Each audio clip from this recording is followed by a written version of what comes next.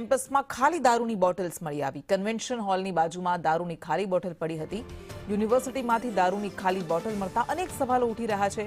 કેમ્પસમાં લાગેલા CCTV camera security નામ પૂરતા છે। યુનિવર્સિટી કેમ્પસમાંથી 7 દારૂની ખાલી બોટલ મળી આવી। વિદ્યાર્થી નેતા રોહિત રાજપૂતે કહ્યું કે યુનિવર્સિટીમાં અગાઉ પણ આવી પ્રવૃત્તિ થઈ હતી।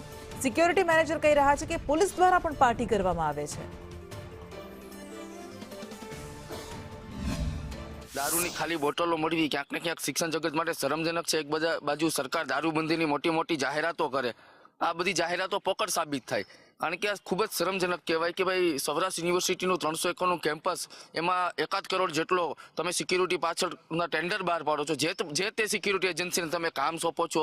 આ કંઈ સૌરાષ્ટ્ર યુનિવર્સિટી માટે નવું નથી અને ભૂતકાળની અંદર અનેકવાર દારૂની મહેફિલો, અસામાજિક તત્વો અહીંયા પોતાના અડ્ડા બનાવી અને અહીંયા મહેફિલો કરતા હોય, તો ક્યાંક ને ક્યાંક વિદ્યાર્થીઓની સુરક્ષા ઉપર સવાલ पैदा થાય છે। नहीं सर, अभी इस बारे में आपको कुछ नहीं बता सकता। हमारे जो सिक्योरिटी ऑफिसर है वो कुछ ही देर में पहुंच रहे हैं और मेरा जो टाइम रहता है वो सर 6 से 2 के बीच का रहता है। ठीक है, अभी जो आपको बोतलें मिली है वो खाली अवस्था में मिली है। अभी मेरे को जस्ट सूचना मिली है और ऐसा कुछ है तो देखते हैं हम।